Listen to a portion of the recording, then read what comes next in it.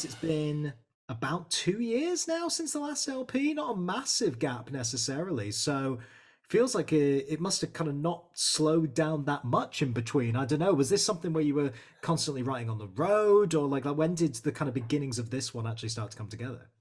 No, our last album we had done for, I mean, before it was released, it was mastered and ready to be released for over a year because of, the pandemic, all that stuff. But no, yeah, we were go, go, go, just touring. And there was a few months where, we had some downtime. And it seems like with Citizen, or at least the way I write songs, things happen just in batches. So it's like I write one song, and then within the next 2 weeks, I have 15, and then I don't write a song for months, and that's just kind of how it goes.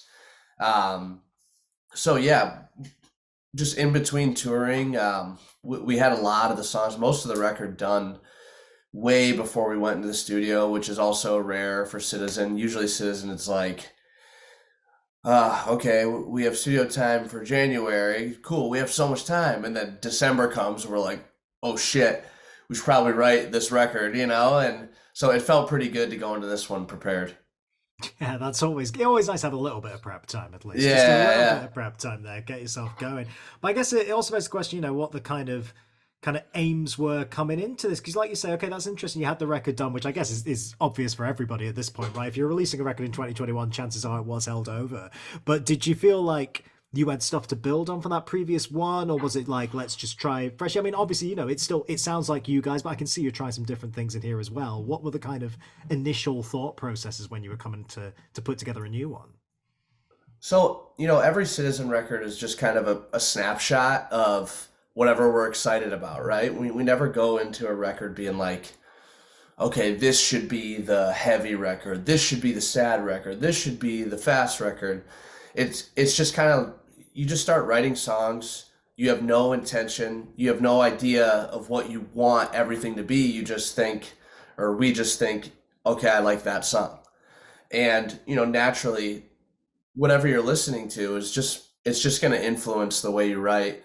And that's how Citizen has always been. And, as we grow and get older, our influences change and the things we're listening to change. Not that we don't like the things we used to listen to. Our palette is ever expanding, right? So, yeah, the transformation of the band that's always seemingly happening is just a very natural progression, and it directly correlates to whatever we're listening to at the time. Yeah, what were you kind of listening to this time? Because yeah, you can pick up on lots of different influences. I think particularly on hypertrophy, actually, that almost, particularly in the intro and stuff, I was like, there's a little block party in here. There's a little like the Rapture, that like early noughties New York kind of sound coming through, which I thought was really interesting from you guys. Maybe I'm completely off on that, but I'm interested to know what you were listening to there. No, not at all. We have two new members in the band, and Mason being one of them. That's where his heart lies, is in that New York, kind of garage rocky type thing. And we're so used to writing with just us. So having two new people in the band giving their ideas, I think their influences really, really, poke through on the record. And yeah, you're not wrong in that assessment. That's for sure. Nice. Nice. Hey, it's great. It works well on you guys. It works well to have something like that in the mix. And yeah, obviously you mentioned two new members there. I know they've been kind of around your circle for a long time and, playing in the touring band and all that kind of stuff. But how was it now that they are kind of officially a part of that Solid Citizen lineup? How was it adjusting in that studio atmosphere with them and all that kind of stuff? Is it just kind of click and you're all back together and in there? Yeah, it was as far as like band dynamic, and we're all feeling very, very good, and the band morale is higher than ever. And we've known Mason and Ben forever. Ben's been touring with Citizen as a tour manager forever. Citizen took Mason's old hardcore band out on tour a few years ago, and so we all get along. When it comes to working together in the studio, not that it was bad by any means. But it was a challenge because like I said, I have a system and I just have a way I like to do things. and incorporating two new people who I've never worked with before, or we've never worked with. It's not like there were arguments or anything, but it was just like, oh, okay, I have to consider these people's process as well and incorporate that into mine, incorporate mine into theirs. And on top of that, we were working with Rob Schnaff, or Schnaff, however you say his name. I say it different every time. And he has his own process. And, you know, we did our last record ourselves. So just the whole thing was just a brand new experience. And it was difficult, but not in a bad way. Just, you know, takes some getting used to the new era, I guess, you know? Yeah, it feels like it's adjusted quite quickly though. It feels very like a natural fit there. We can see that for sure coming through on this new record. And I want to mention a couple of singles as well. You know, something like "If You're Lonely." I'm always interested by first singles. Like I'm always interested, like why bands kind of pick particular tracks they think, you know what, this kind of sums up an era, and this is the first taste we want to give fans of something that's new. Why was that the case with that one? You know, "If You're Lonely" was a standout track to us just because we just thought it felt so good and we really liked it. I was apprehensive on putting it out first. You know, the record is full of a lot of, you know, classic Citizen aggression or whatever. And then it has the things that come from left field. And "If You're Lonely" is one of those tracks. And, you know, picking singles is just hard because people are so quick to jump on their, you know, to formulate opinions. And one thing I was concerned about was, you know, okay, if we put out "If You're Lonely," people are going to think we're this now, when that's not Citizen in the grand scheme of things. It's just an element of Citizen, right? And but I think there was ultimately some power in picking that because we can do whatever we want and we know exactly who we are. And I think Citizen has a pretty loyal fan base, and they're willing to you know, go with us on whatever journey we want to go on. And we thought picking "If You're Lonely" was a statement. Yeah, it definitely is. And speaking of loyal fan base, obviously you got to do that kind of celebration of the debut as well, because it's been 10 years and you got to do those kind of tour dates and everything, which is it's always nice to kind of mark those moments. I think particularly when you do it in a show like that, that always feels like a natural fit and a good way of marking those moments. I wonder, I presume most of the record was probably done already by the time you guys were doing those shows, but did revisiting those songs kind of spark anything for you? I know some of them will be on the set list anyway, but like actually going back and playing that record as a whole, is there anything in there that kind of thought, oh, maybe this will push us in that direction moving forward, or anything like that? No, I loved the youth tenure shows, and I love that record. You know, I love I love everything about Citizen, you know, and I'm really proud of everything we've done.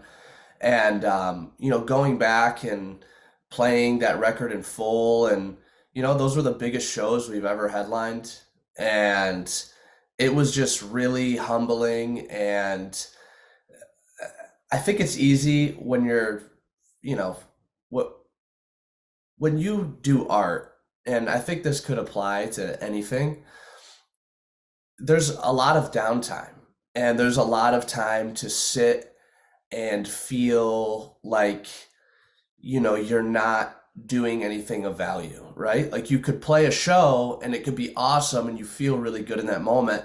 And then you have 3 months where you're just sitting at your house, you know, maybe working a part-time job, maybe not, and just doing nothing. And you start to feel, for lack of a better term, worthless. I don't feel worthless, but you feel like, man, like, am I a loser? You know what I'm saying? A lot. And it was really cool to celebrate a record we did 10 years ago and see the impact it has made on people. And it really makes you realize how your life has changed and where you've come from. Because I remember releasing that album and nobody liked it. We released Youth, and the shows we played on Youth were horrible for years. Nobody was at the shows. And, you know, I mean, not nobody. There was 100, 200 people at the shows, which is amazing in its own thing. But it was getting critically panned, and it's crazy 10 years later to celebrate that and have it be such a huge event, and like, something I'll remember for the rest of my life. It was so amazing, and I think just realizing how special that was really lit a fire within us too. It'd be like, wow, like I can't wait for the future, and I can't wait to just put some new music out there and just get back on the road and do this because it means a lot to us. So Yeah, that's great to hear. It's great to see you guys in such a kind of good headspace at the minute with that sort of stuff. And one more thing on youth, because I do always like to ask these things when we hit album anniversaries. I find myself always asking this question because it just genuinely fascinates me that it's not so much what's changed, because that's obvious, right? We can see how much Citizens changed and developed over the years. But what has stayed the same for you? Is there anything you can point to about making that debut that has actually stuck with you, whether it's a writing thing or something you always do in the studio, can be big or small, but is there anything about that debut that actually has kind of maintained for you since then?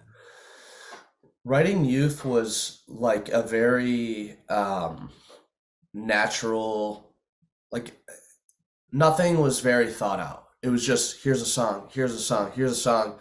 And it came naturally because we, or I, whatever, just grasped onto what felt good immediately. And in the past, Citizen has, before Youth, our demos and stuff, we really were just like, well, this song should be our fast song, kind of like what I was talking about earlier. Oh, we should do this kind of song and this kind of song and this kind of song. And it felt a bit lifeless. And Youth was a lesson, to me at least, as a songwriter, that whatever feels genuine and comes quick and natural and means something to me, it is probably what the best avenue is. And I definitely, I that's a good songwriting lesson that I learned, at least, is, to make sure things kind of come from the heart and mean something to you. Yeah, trusting your gut a little bit there as well, I suppose. Like you've got to kind of be your own biggest critic sometimes, and if it works for you first and foremost, then that's always the obvious and best place to start, really, isn't it? Totally. Yeah, definitely makes a lot of sense. I've got to ask about some live stuff before I let you go. So, I mean, first of all, you're coming back to the UK. That's always exciting. I mean, I feel like the crowd. I mean, I'm very biased, but the crowds over here go hard, and we know what we like. And it always got to. It's got to be really, really nice to know that you're going to come back with some songs you're clearly very excited about, because I've got a feeling those shows are going to go off, man. Got to be exciting to have those in the diary. Yeah, I mean, we're really excited, and we our shows in the UK have always been awesome, and we always look forward to going. And man, I think the last time we did a UK tour was maybe 2018. It's been a really, really long time, and that's because for obvious reasons happening in the world, and then before that, just being burnt out. Like there was when we were touring on As You Please, the end of that touring cycle, we were all really, or at least I was kind of over being in the band and doing music, and I felt really tired and uninspired and just not excited at all. And I remember the last time we did a European tour, and I think we did UK with it. I got home from that and I was just so burnt out and just over it. And I remember talking to everybody in Citizen and our band and our manager, and I was like, I don't think I don't really want to tour as much anymore. I don't want to fly anymore. I don't want to go overseas, and I don't really want to do the US that much either. Maybe every once in a while. And that's where Citizen was at the time.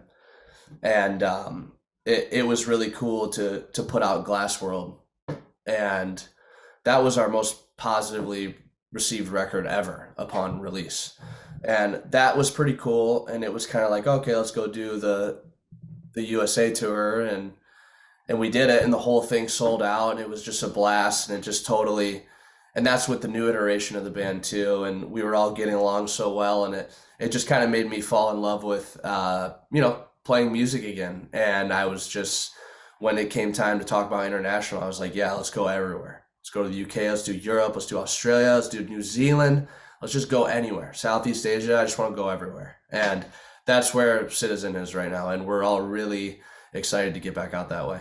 That's so good to hear, man. I think the audiences are going to really, really go off for that reason as well. It's just great to see you go into these territories you've maybe not been to in a minute. That's very, very exciting. And also, we've got to mention, in terms of the live calendar stuff, playing the Outrageous Festival to end all Outrageous Festivals coming up with When We Were Young in Vegas. I mean, that is. I was there last year. It was an absolute riot. I cannot wait for it again this year. You must be excited just looking at that lineup. I'm sure there's friends of yours on there, but also, so many legends too. It's going to be a big day out, right? Yeah, I mean, if if 16-year-old me, I'm 29 now, saw that show, I would just shit my pants. So I'm really excited. I'm really excited to play and just go watch all the bands. And I really love I'm a huge Motion City soundtrack fan. And and I love those guys too. I've been fortunate to they took my solo stuff on tour once, and I'm so excited to see them, and I'm so excited to watch their set. And and there's plenty of I've never seen Green Day before, so it's just gonna be awesome. So.